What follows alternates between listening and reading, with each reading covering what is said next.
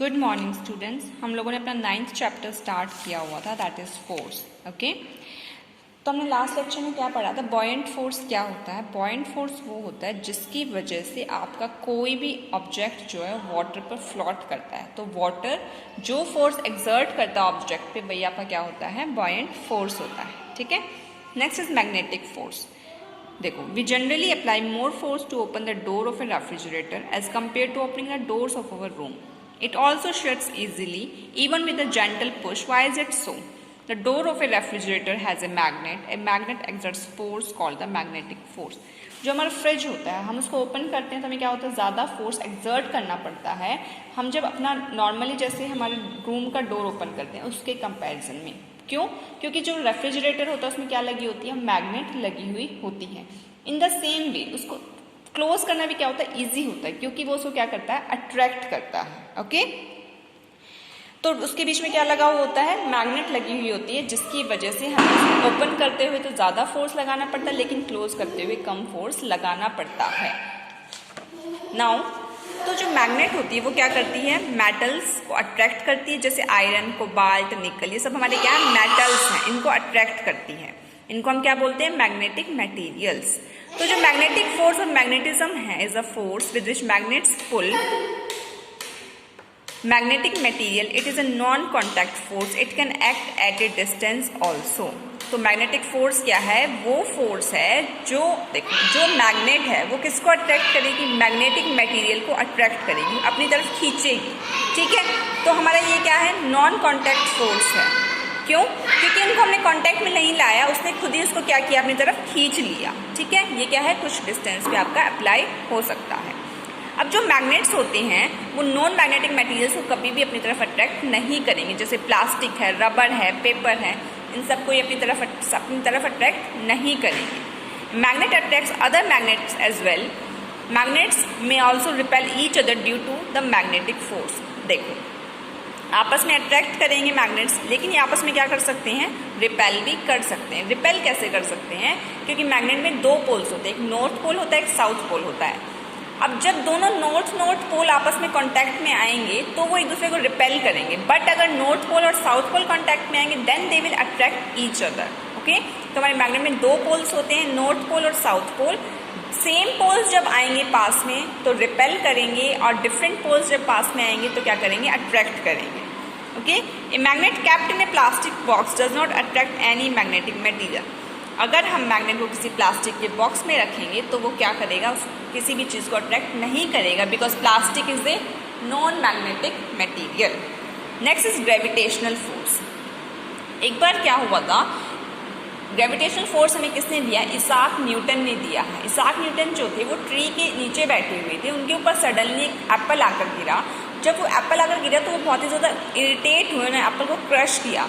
बहुत सालों तक उन्होंने उस पर रिसर्च किया, वाई कि एप्पल नीचे आकर क्यों गिरा. Then he found that it is due to the gravitational force. वो ग्रेविटेशनल फोर्स आपका कहाँ पर होता है? अर्थ में होता है. हम किसी भी चीज़ को ऊपर फेंकते हैं तो वो वापस क्या आ जाती है? नीचे आ जाती है. This is due to the gravitational force of the earth. Okay, और या फिर आप क्या कर सकते हैं? Gravity of the earth. When we throw a ball up in the sky, it always comes back down. The earth pulls all the objects towards itself with a force. This force is called the gravity or the gravitational force. क्या है? जब भी हम ball को ऊपर sky की तरफ उछालेंगे या फेंकेंगे तो वो क्या वापस नीचे आ जाएगी. क्यों? क्योंकि अर्थ जो है वो सभी ऑब्जेक्ट्स को अपनी तरफ खींचती है ड्यू टू द ग्रेविटी और ग्रेविटेशनल फोर्स. तो ग्रेविटी क्या है? आपकी एक फोर्स ऑफ अट्रैक्शन है बिटवीन टू ऑब्जेक्ट्स.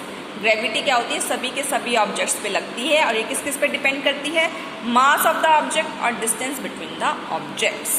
ठीक है, तो जो अमाउंट ऑफ ग्रेविटेशनल फोर्स है वो हर जगह पर सेम नहीं होता. अब मून पे क्या है? मून पे ग्रेविटेशनल फोर्स अलग है, अर्थ पर ग्रेविटेशनल फोर्स अलग है.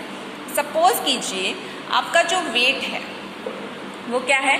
48 kg है आपका अर्थ पे, लेकिन मून पे जब आप जाओगे तो आपका वेट कितना हो जाएगा? 8 किलोग्राम रह जाएगा, क्योंकि अर्थ मून पे जो ग्रेविटी है वो कितनी है? 1/6 टाइम्स ऑफ द अर्थ है. ठीक है स्टूडेंट्स, जो इंपॉर्टेंट टर्म्स होती हैं या पॉइंट्स होते हैं उनको प्लीज अंडरलाइन कीजिए अपने बुक में. जैसे the moon has 1/6 the gravity of the earth. Okay, it is gravitational force that enables us to stand on the ground. ये ग्रेविटेशनल फोर्स की वजह से ही है कि हम अर्थ पे क्या होते हैं, खड़े होते हैं नेचुरल तरीके से। जो वाटर हमारा नीचे फ्लो कर रहा होता है माउंटेन से, वो भी किसकी वजह से, ग्रेविटेशनल फोर्स की वजह से। हम जो क्लाइंब करते हैं, माउंटेन्स पे क्लाइंब करते हैं, तो हम तो क्या है ऊपर की तरफ फोर्स लगाते हैं, लेकिन फिर भी हम क्या है नीचे की तरफ खिंचाव महसूस करते हैं। वो किसकी वजह से होता है, ग्रेविटेशनल फोर्स की वजह से होता है। Next is our weight on the moon becomes 1/6 of our weight on the earth. It is because of the difference in the level of gravity on the moon and the earth. Next is electrostatic force. Look at that girl. She can lift up her hair using a balloon. How is this possible? अब जो ये girl है, ये balloon इसके hair से क्या कर रहा है, अट्रैक्ट कर रहा है। ऐसा कैसे पॉसिबल हो सकता है? ऐसा इसलिए पॉसिबल है क्योंकि जो बैलून है वो क्या है, चार्ज पार्टिकल है। चार्ज पार्टिकल आप इस तरह से समझ सकते हैं, कोई भी चार्ज पार्टिकल होगा वो क्या करेगा, दूसरे अनचार्ज या फिर चार्ज पार्टिकल को अपनी तरफ अट्रैक्ट करता है। चार्ज पार्टिकल का मतलब क्या होता है स्टूडेंट्स, अभी आप यहाँ पर इतना ही समझिए कि उसमें पॉजिटिवली चार्ज होता है और नेगेटिवली, दो तरीके से चार्ज होता है। जैसे मान लो आप अपना फ़ोन चार्ज करते हैं, इन द सेम वे हम ऑब्जेक्ट्स को भी चार्ज कर सकते हैं। कैसे चार्ज कर सकते हैं वो देखो इधर।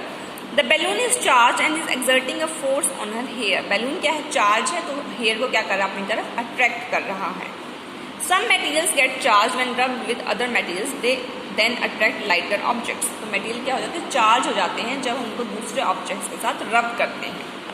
When a balloon is rubbed against a plastic chair, it gets charged and so easily attracts the hair and tiny pieces of paper. ये आप अपना एक्सपेरिमेंट घर पे भी करके देख सकते हो। जैसे बैलून को अगर आप प्लास्टिक की चेयर के साथ रब करेंगे तो बैलून क्या हो जाएगा, चार्ज हो जाएगा बाय पॉजिटिव चार्ज और negative charge. That depends on कि हम उसको कैसे चार्ज कर रहे हैं, ठीक है।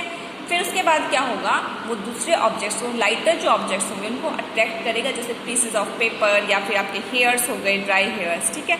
कॉम्ब है, कॉम्ब को आप ड्राई हेयर्स पे रब करो, आपका कॉम्ब क्या हो जाएगा, चार्ज हो जाएगा। उसके बाद आप टाइनी पीसेज ऑफ पेपर रखो, कॉम्ब क्या करेगा, उन पीसेज ऑफ पेपर को अट्रैक्ट करेगा अपनी तरफ। नेक्स्ट इज जो बैलून्स हैं, चार्ज कर दिया, उसके बाद क्या, दोनों बैलून्स भी आपस में क्या करेंगे, एक दूसरे को रिपेल करेंगे, क्योंकि दोनों को आपने प्लास्टिक की चेयर के साथ रब किया, दोनों चार्ज हुए either by the positive charge और बाय द नेगेटिव चार्ज, या तो पॉजिटिव से हुए या फिर नेगेटिवली चार्ज हुए, तो दोनों एक दूसरे को क्या करेंगे, रिपेल करेंगे, एक दूसरे से दूर जाएंगे, ठीक है।